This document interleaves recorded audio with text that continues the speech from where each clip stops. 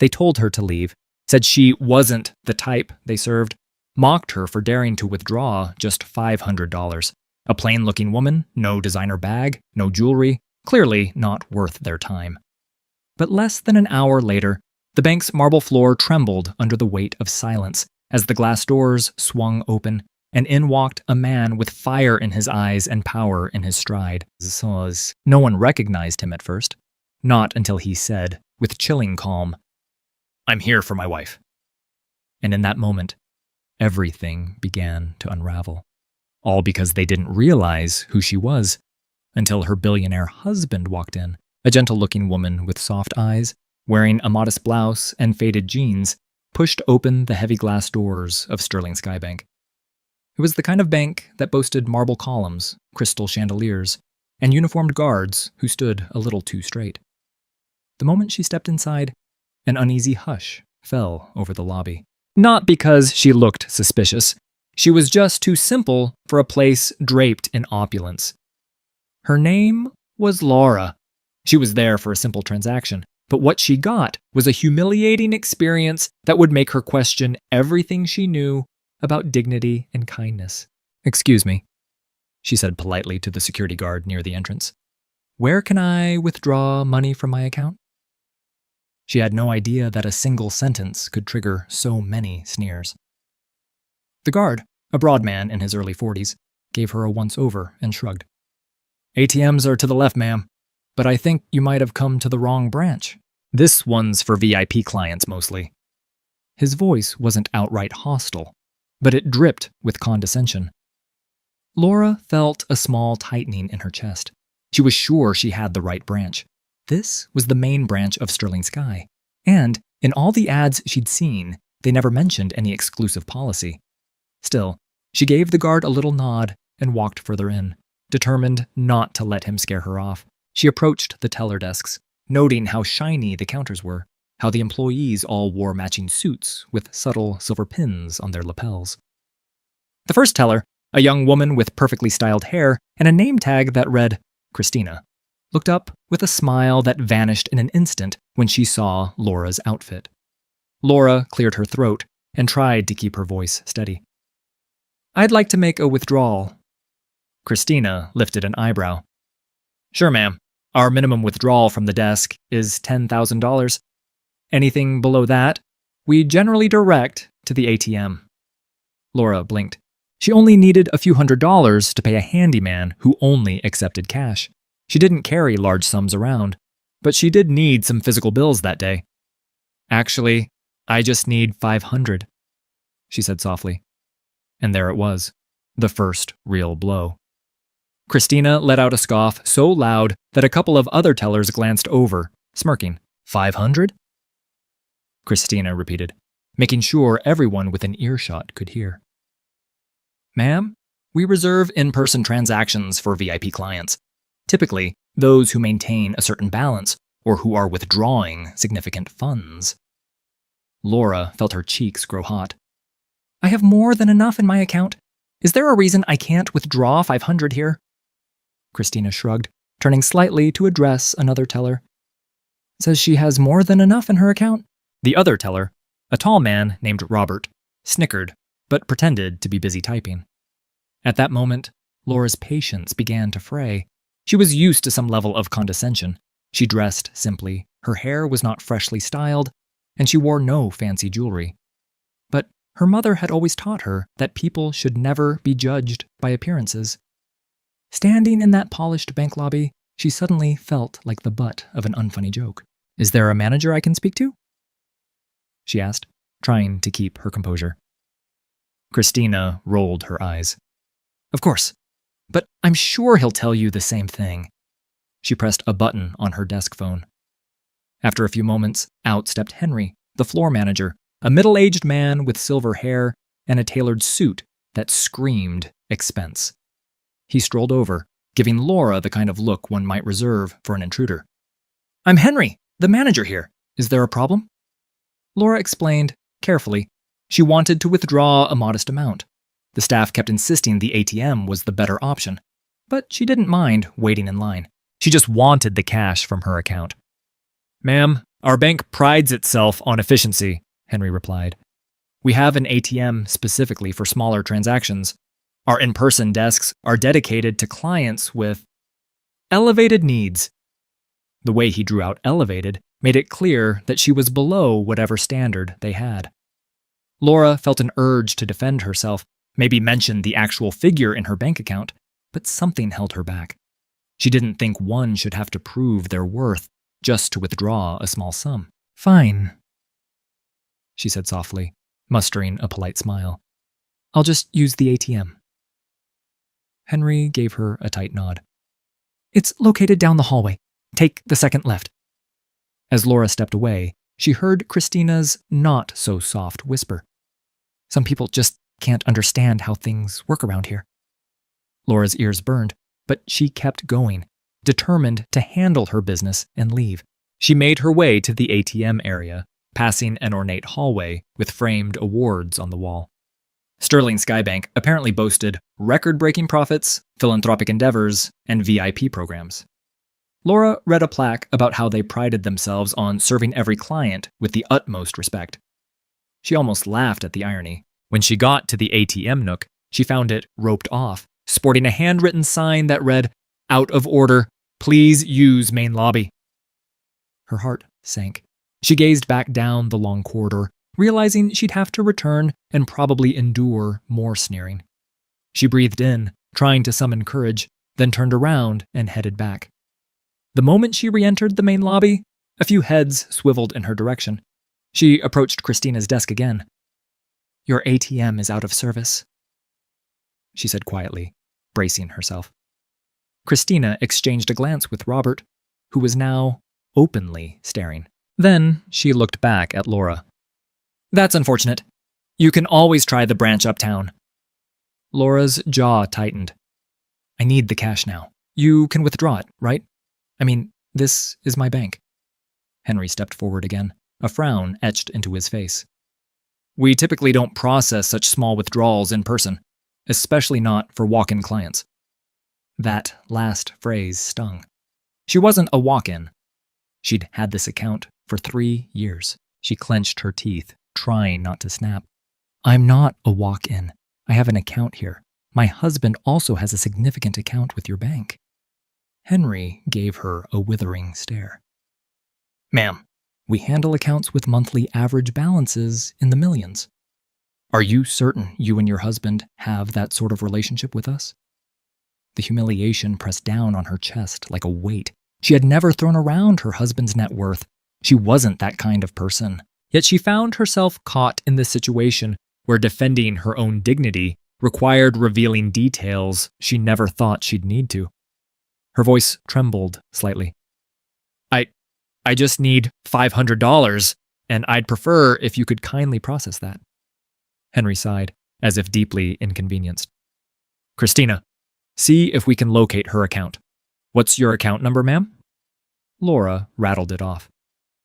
Christina pulled up the details, eyes scanning the screen. At first, her look was bored. Then it shifted. She nudged Robert, leaning closer to him so Laura couldn't see the monitor. Robert's eyes went wide for a moment. Then he smirked. Oh, interesting, he whispered, but Henry cleared his throat. All right, let's see. He walked around to look. Well, your account is under Laura Daniels. Our system shows a moderate balance. He paused, glancing at something on the screen. And there's a note here referencing another linked account under your husband's name, Thomas Daniels, but it's not fully accessible from your login. He sounded almost disappointed that there was at least some sign of wealth. Ma'am, would you mind waiting over there? Henry nodded toward a couch near the entrance, plush and designed for more well-dressed clients, but currently empty. Laura, too tired to argue, shuffled over and sat down, feeling more like a scolded child than a paying customer. Minutes dragged by. She could hear bits of conversation from behind the desks, words like, ridiculous, why does she need it anyway, and we can't just cater to every random person who walks in. Her stomach churned. She wanted to leave, but also didn't want to bow to their arrogance. She had every right to withdraw money from her account.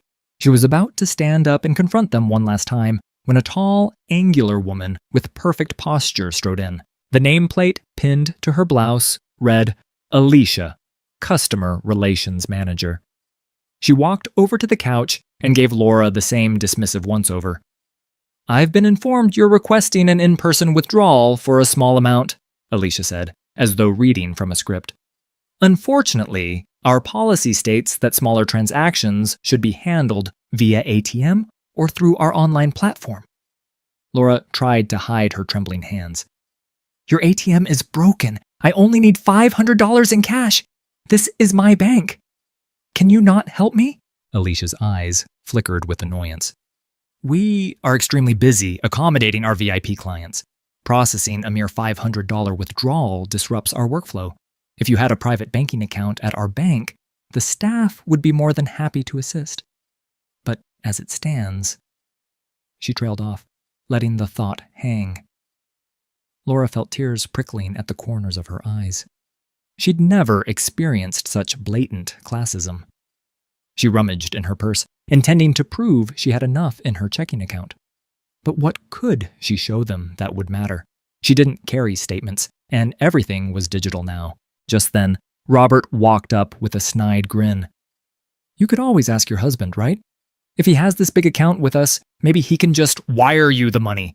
Save us all the trouble." That was the moment something in Laura cracked.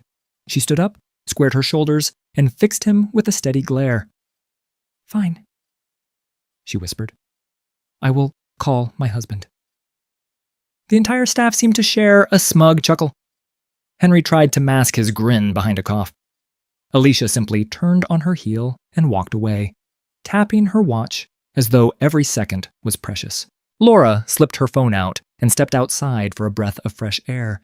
She felt humiliated, as though everything about her was worthless in their eyes. She dialed her husband's number, struggling to keep her composure as she explained the situation in hushed tones. Thomas Daniels was traveling for a meeting that day, a big one involving international investors. He was the last person she wanted to bother with something like this. But as soon as he heard the tremor in her voice, he asked, "Laura, what's going on? Who's disrespecting you?" She took a shaky breath. "It's not a big deal. I just needed some cash, but they're treating me like I don't belong. They won't give it to me. The ATM is broken. They keep telling me I'm not a VIP. I asked to speak to the manager, but..." She broke off, swallowing the lump in her throat. Thomas was silent for a moment. "Which branch is this?" he asked calmly. She told him, and he said, "Stay right there. Give me a little time." She had no idea what Thomas was planning. She knew he was wealthy, significantly so, but he usually kept a low profile, preferring to maintain a modest lifestyle. The staff at this bank had no clue they were trifling with a man whose net worth soared past the multi-billion mark. Laura paced outside, her phone clenched in her hand. She peered inside and saw Alicia shaking her head at Henry, as though Laura was some nuisance. Eventually, feeling a bit calmer, she re-entered the lobby, only to be greeted by Christina's smug grin. "Back so soon? Did your husband say he's not available to bail you out?" That was the final straw. Laura felt the sting of tears again, but she refused to cry. She just shook her head, bit her lip, and sat back down on that plush couch, refusing to move. The guard from earlier ambled over. "Ma'am, if you're not conducting business, we're going to have to ask you to leave." Laura gave him a weary glance. "I am conducting business. I'm waiting for my husband to confirm something," he shrugged. "Suit yourself." The minutes ticked by in excruciating silence. Staff went about their tasks, occasionally shooting her mocking or curious looks. A couple of actual VIP clients strode in, greeted by wide smiles and fresh cappuccinos from the fancy espresso machine. One man in an expensive suit had a transaction that must have been huge, because Henry was practically bowing to him. Another woman, dripping with designer accessories, was ushered into a private lounge without so much as a second glance at Laura. It was like watching an alternate reality unfold around her, a world where money talked louder than basic respect. Then, without warning, the bank doors flew open. In walked a trio of sharply dressed men in suits. They looked official, each carrying a briefcase. Henry's eyes lit up, probably mistaking them for some corporate auditors or high-net-worth clients. He hurried forward to greet them. Laura noticed something peculiar. Each man wore a small pin shaped like a hawk's head, the emblem of her husband's private security firm, Raptor Guard. Her heart started pounding. Meanwhile, Henry was all smiles. "Gentlemen, welcome to Sterling Sky. How can we assist you?" The man in front, tall with silver hair, stared Henry down. "We're here on behalf of Mr. Thomas Daniels. Please direct us to your main conference room. We have urgent business to discuss." Christina, Robert, Alicia, everyone froze. Henry stuttered, "Mr. Daniels, is he coming too?" "Is he?" Before anyone could answer, the doors swung open again. This time, Thomas Daniels himself walked in. He wasn't wearing a typical business suit. He had on a collared shirt with the sleeves rolled up, a tie undone around his neck, as though he'd left a meeting in a hurry. The usual calm warmth in his eyes was replaced by a cold fury. Laura bolted up from the couch, relief flooding her, but she also felt anxious. The tension in the air was so thick it could suffocate them all. Thomas walked straight to her. "You all right?" he asked softly, brushing a strand of hair from her face. She nodded, her heart aching with gratitude that he cared so much. He turned around to face the entire lobby. "Who's in charge here?" His voice carried the unmistakable authority of someone used to being in command. Henry stepped forward cautiously. "I'm the floor manager. How can I help?" Thomas's jaw tightened. "You can start by explaining why my wife was denied a withdrawal from her account." Henry tried to conjure up a diplomatic smile. "Sir, we have policies in place that require certain transaction amounts for in-person services. We direct smaller transactions to ATMs, but the machine is temporarily out of order, so we advised your wife to visit a different branch." Thomas pressed his lips together, as though holding back a storm. "So you refused to give her her own money?" Alicia, who had sidled up behind Henry, piped in. "We have protocols, sir. We cater to VIP clients, people who maintain large balances and conduct significant transactions. We can't possibly serve every smaller request in person. We'd be swamped." Thomas flicked his gaze over her, his voice dropping an octave. "You do realize who I am, don't you?" Alicia tried to keep her composure. "Mr. Daniels, we're aware you have an account with us, but we don't typically handle trivial amounts like $500 at our VIP desks." Thomas's expression hardened.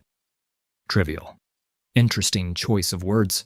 He glanced at Laura, who was trembling slightly, recalling how they'd belittled her. Then he faced Henry, Alicia, Christina, and Robert, who were huddled together like guilty conspirators. "My wife came here, politely requested to withdraw $500. You belittled her, insulted her, and made her feel unwelcome. Is that correct?" No one dared to speak, but their silence was answer enough. Thomas nodded once to the trio of suited men who had arrived before him. One of them stepped forward, opening a sleek black briefcase. He pulled out several documents, handing them to Thomas. Thomas scanned them quickly, then looked at Henry. "I'm terminating all my accounts with Sterling Sky Bank. Effective immediately. That includes my personal accounts, my business accounts, and all affiliated trust funds. We'll also be pulling out the entire investment portfolio we had parked here. Last we checked, it was around $2 billion, give or take a few million." A collective gasp rippled through the lobby. Alicia's eyes widened in sheer horror. Robert dropped the pen he was fidgeting with. Christina actually mouthed the words, $2 billion, as though she couldn't believe it. Henry's face lost all color. He quickly tried to salvage the situation. "Mr. Daniels, there must be some misunderstanding. We value you and your wife's patronage. We simply have certain guidelines." Thomas cut him off, handing the papers to him. These are instructions to close every single account under my name, my spouse's name, and any shell corporations or affiliates I control. I'll move the funds somewhere they actually respect their clients." Henry's hands shook as he took the papers, scanning them frantically. Alicia, realizing the magnitude of the crisis, tried to step in. "Sir, we can rectify this. We can issue an immediate apology, process any withdrawal your wife wants, even in a private lounge." Thomas shook his head slowly. "An apology after the fact doesn't erase the humiliation you put her through. You judged her by her appearance, made her feel small. That's not a bank I want to do business with." By now, every staff member in sight looked like they were either about to faint or cry. Henry attempted one last desperate tactic. "We can talk to our regional director and see if we can arrange a special courtesy. This bank has been proud to call you a client for years." Thomas breathed out a humorless laugh. "Funny way of showing it.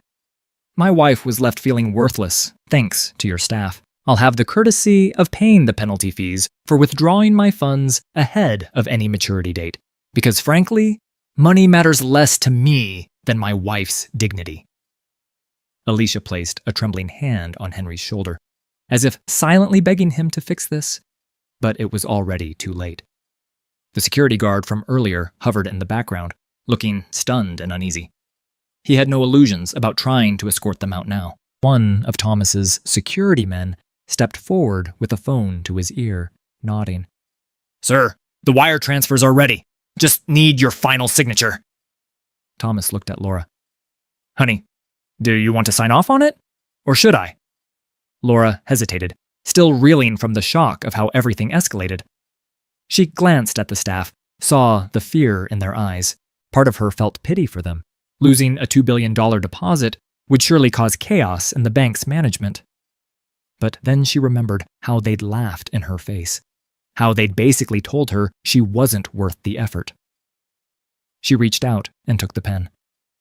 "I'll sign," she said, her voice steady, a quiet resolution shining in her eyes. They guided her to a side table, and she scribbled her name. In that moment, all the arrogance and sneers from the staff melted into panic and desperation. Henry tried to conjure some last-minute solution. Robert looked like he wanted to disappear. Christina fiddled with her nails, no longer so confident. Alicia actually attempted to place a gentle hand on Laura's arm. "Ma'am, please, there's no need for such drastic measures. We can fix this. Laura pulled away softly, that same gracious manner she'd shown from the start. She didn't even have to speak. Her expression said it all. "You had your chance to treat me decently." Thomas signed the final documents, then turned back to face Henry. "We'll arrange a press statement regarding the withdrawal. We won't mention specifics, but if the story of how your staff treat customers leaks out, you can be sure it won't reflect well on Sterling Sky Bank." Henry's lips parted, but no sound came out. He was probably imagining the calls he'd get from higher-ups, the meltdown of their precious VIP brand. Thomas nodded to his security detail, and they began collecting the documents, packing them neatly. Laura gave one last glance at the staff who had sneered at her. A wave of conflicting emotions washed over her: anger, sadness, a trace of vindication, but mostly relief that she could walk out of there with her head held high. They made their way toward the exit. Clients in the waiting area, sensing the tension, parted like the Red Sea. One or two recognized Thomas from business magazines, and their eyes nearly popped out of their heads. Laura heard hushed whispers and felt the weight of countless stares. But it didn't matter anymore. She clutched Thomas's arm, grateful for his unwavering support. Right as they reached the door, Christina called out weakly, "Ma'am, I'm sorry." It was a feeble attempt at damage control. Laura paused, just for a second, looking over her shoulder.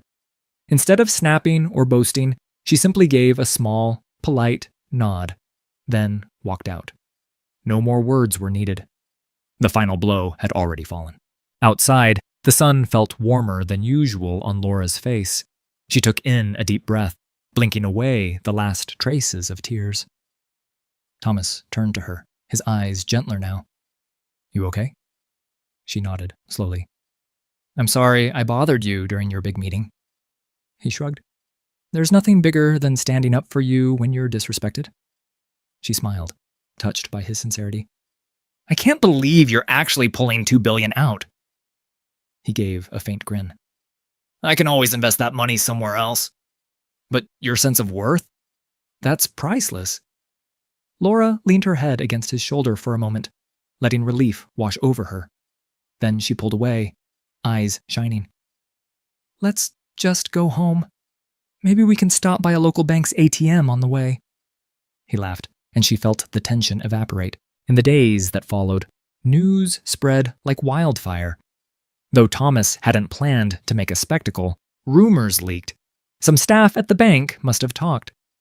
Soon, financial forums and local business pages buzzed with the story of a simple-dressed woman refused service at Sterling Sky only for her billionaire husband to yank $2 billion from their vaults. Some her readers cheered, seeing it as poetic justice. Others thought it was an urban legend. But within the bank, panic reigned. Henry was demoted under suspicion of mishandling a VIP account. Alicia, Robert, and Christina all faced disciplinary reviews and pay cuts. The entire branch was put on notice to undergo customer sensitivity training. As for Laura, she never bragged or gloated. She still preferred her modest clothes, and she still believed in giving everyone a fair chance. She and Thomas found a new bank, one that treated them with respect from day one. No questions asked, no assumptions. Whenever she needed a small withdrawal, she walked in, greeted the staff with a friendly smile, and was treated like any valuable customer should be. Enjoyed listening?